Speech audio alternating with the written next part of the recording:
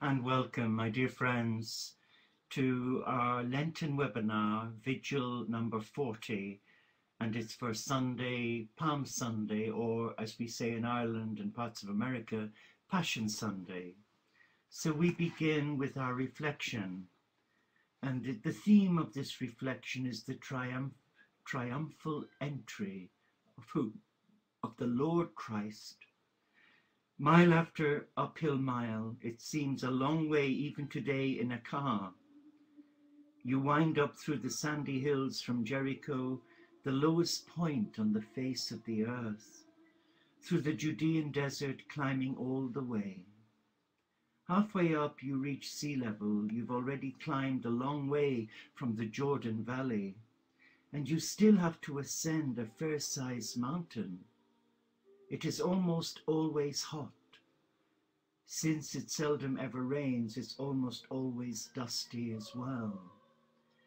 That was the way the pilgrims came, with Jesus going on ahead as he had planned all along.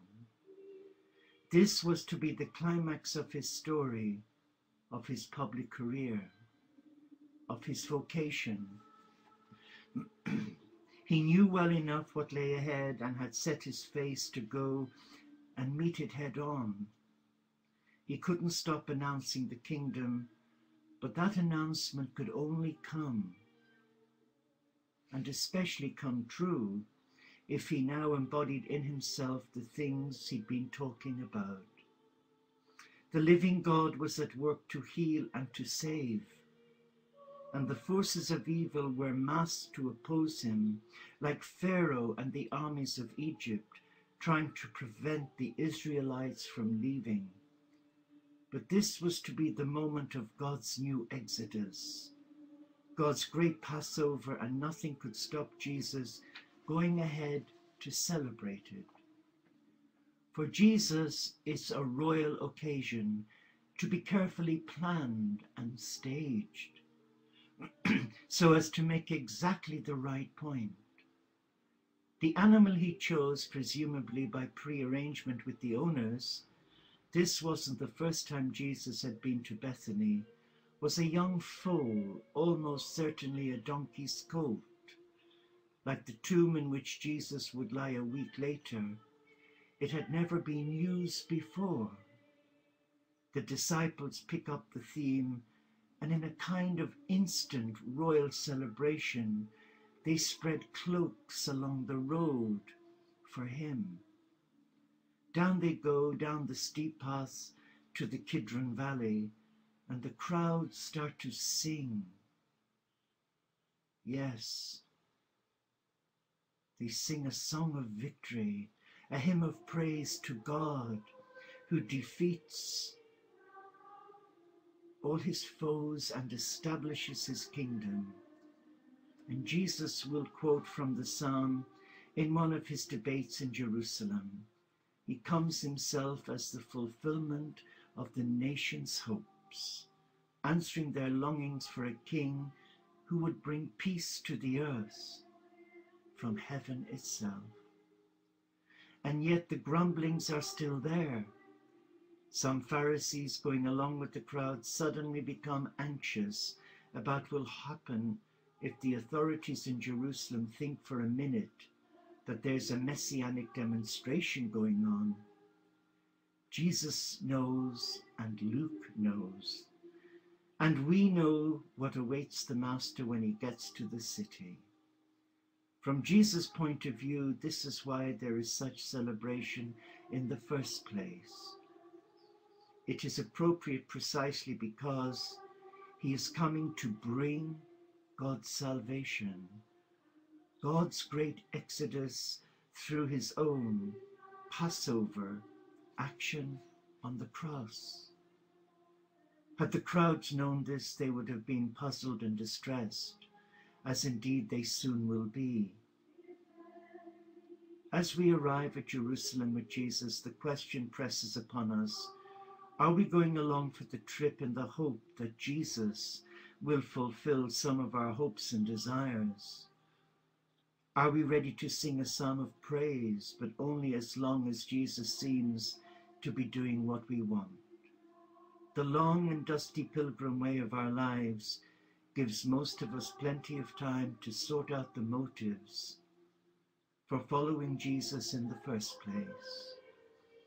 Are we ready not only to spread our cloaks on the road in front of him, to do the showy and flamboyant thing, but also now to follow him into trouble, controversy, trial and death? Are we? That was an extract taken from Luke for Everyone by Tom Wright. And he leaves us a scripture reading from St. Luke chapter 19, verses 28 to 40. As he rode along, people kept spreading their cloaks on the road. What an amazing sight. So let us reflect on those words, for they are speaking volumes to my heart of my own unworthiness.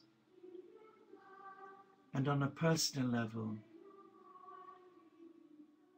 that Jesus, the Son of God, gave his life for me, that I might enjoy the fruits of his labors, of being in divine service, as you are too. For we are all monks and nuns, okay, not in the traditional sense, but we are all children of the same loving God, and God invites us to surrender our hearts to his. And that internal surrender, that inner knowing that we belong to God, is the most beautiful knowing for this generation. For we live in a despiritualized society where so many are adrift, unsure of who they are. Many spend a lot of money, hard-earned money, on therapies to try and ease their own problems, maybe their guilt. But you know, all Jesus asks is to surrender your heart and leave the rest to God. Are you willing to do that? Are you willing to surrender your heart to a loving God who gave their only Son that you could be free? It's difficult to comprehend, I know. It's taken me many, many years. And as a young nursing monk, I didn't fully comprehend what I understand now, that this young man voluntarily surrendered his life so that you and I could be free of evil.